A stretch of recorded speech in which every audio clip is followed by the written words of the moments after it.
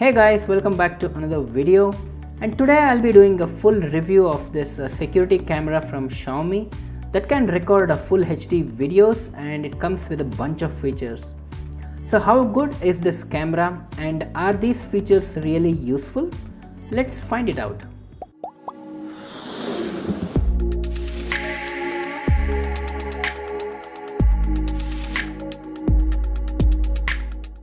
So as you can see, I have already been using this camera for quite some time, and as a result I have already unboxed it. But let me show you guys what we really get inside this box. So we get this camera itself, and apart from that you can see that there are some features that are showcased here on this box. Inside we get a manual, user manual, which is in English with some instructions on how to set this camera, and we also get this a manual which is in Chinese, and in addition to that we get this power brick, and this power brick is rated at 5 volts and 2 amperes. So this camera is powered using this micro USB, and I will be using a power bank instead. So let's start with the physical overview of this camera and also its features. So this camera can record full HD videos, which is 1080p with audio as well. And on the front side of this camera you find this a lens here. Below this is a small LED right here which indicates the status, and this can be turned off using the app. So surrounding this camera are 6 infrared LEDs which are basically used for night vision, and this camera can be removed from this stand or the base by just turning this black color ring here in the clockwise direction, and I can remove this unit itself.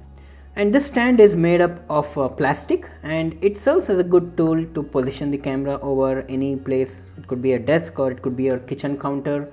And below this stand you find some kind of a rubberized texture. It is in fact a rubber for better grip. And on the back side of this camera we find a small hole here where it has the microphone inbuilt for capturing the audio, and next to that is the micro USB port for powering on the camera. And also to the left you can see that there is a micro SD slot here which can accept cards up to 64 gigs. And lastly, on the back side you can see a couple of speaker grill holes. Inside it has a inbuilt speaker for outputting the sound. So this camera connects to a router over the 2.4 and 5 gigahertz band of internet, and it has a Bluetooth inbuilt which is used to do the initial setup and configuration via the app that is being provided and is available on Play Store for Android. So let me now jump into the setup of this camera, and I'll now first power this camera using the power bank. So you can see that the status indicator is now on. So I have already downloaded the MI Home app from the Play Store, and I have already installed it. So let me go ahead and open the app. So now I have to add a new device, and I'll click on this plus mark here. Now it's asking me to turn on the Bluetooth on my smartphone, and as you can see it has already detected the camera out there, and it's also making some kind of an announcement which is in Chinese. So I'll click on this camera icon here, and now it's asking me to select the router which is by default selected already.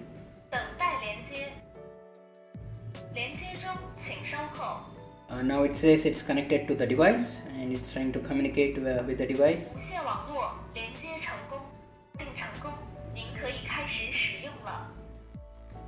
Okay guys, the device is connected and it's already configured. So you're seeing the live feed from this camera here. So this is the home page or the main page of this camera app, and we have got a bunch of options right here. So I can switch between the landscape and the portrait mode here. So when I click on this button, it just switches to the landscape mode. So right here it shows the data transfer rate, And next you have this HD mode here, so I can switch between three options, which is the HD, auto and the low resolution. So right now the HD is being selected.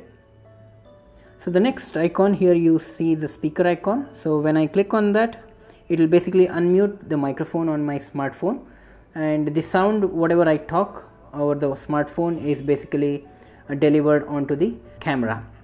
So the way I do it is by holding this microphone button here. Hello, this is a test.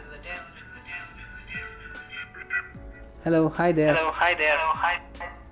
So that's how you hear this sound, and you can see there is some echo because the microphone and the speaker are very close together.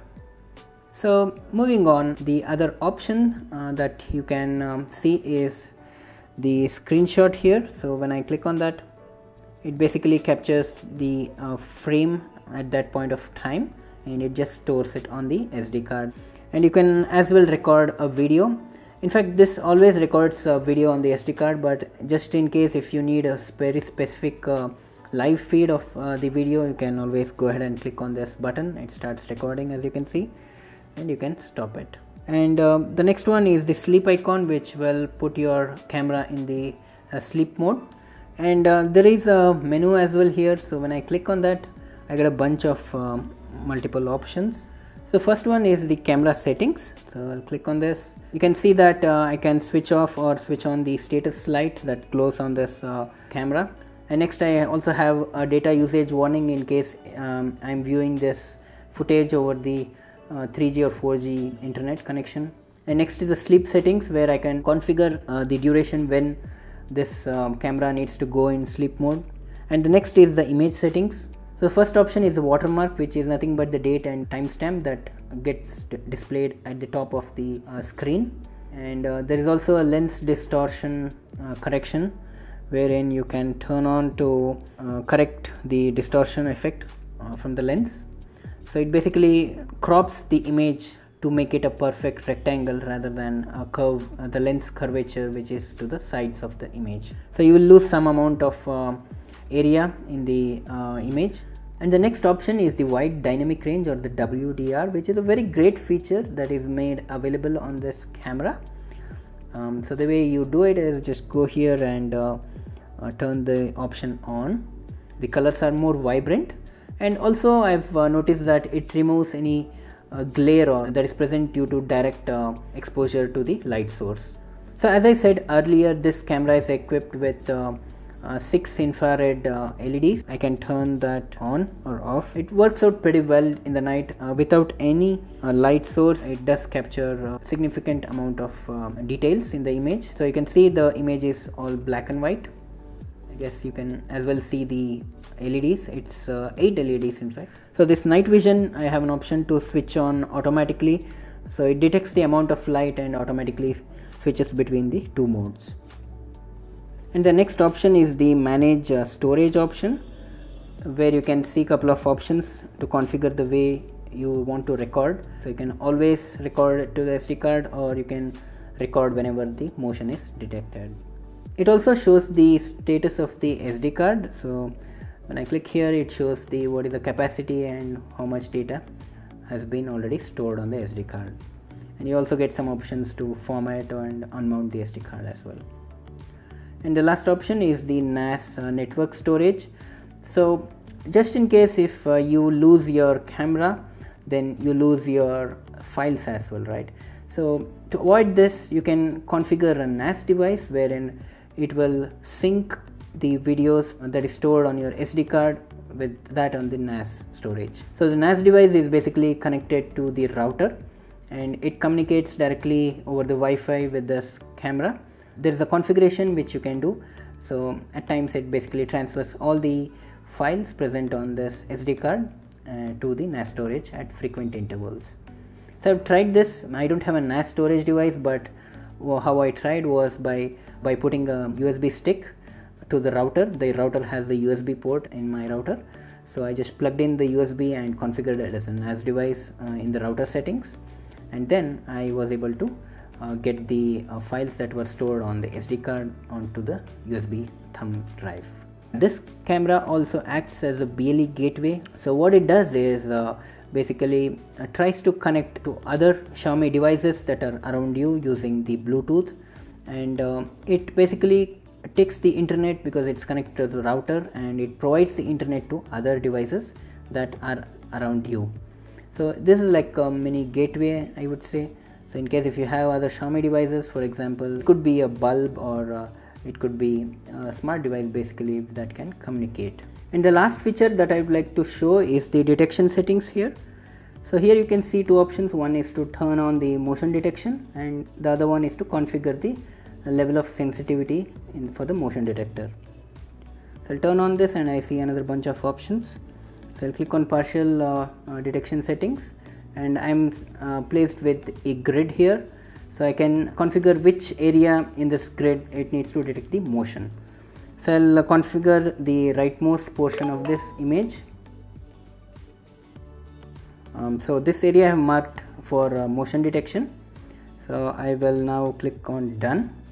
So I'll now trigger the motion detector by just moving my hand in that region. So I've got that alert. I'll just open that alert. So now it's buffering the video stream from the camera to the smartphone.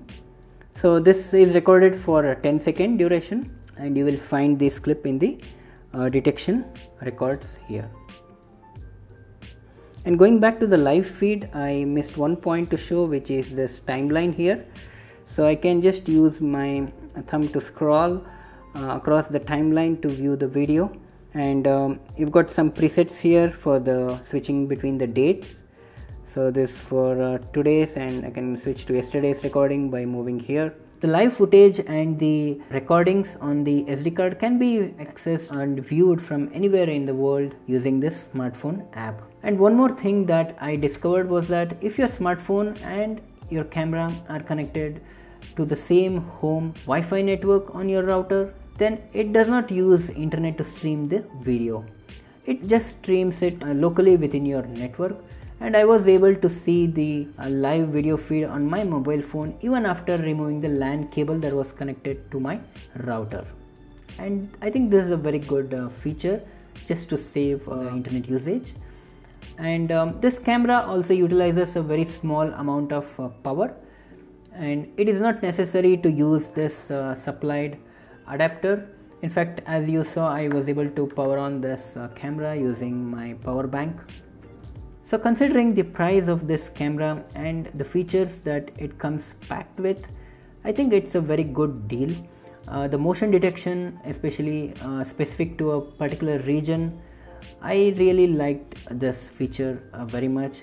And I also was impressed very much with the night vision capability of this camera, considering the fact that there was complete darkness. And one more highlight of this camera is the wide dynamic range, which is a very good feature, and it works really nice. And also you get a rich color in the image. So that's all I had to say about this camera, and I hope this video was useful to you. Please give this video a thumbs up, and please do subscribe to my channel, and I'll see you in my next video.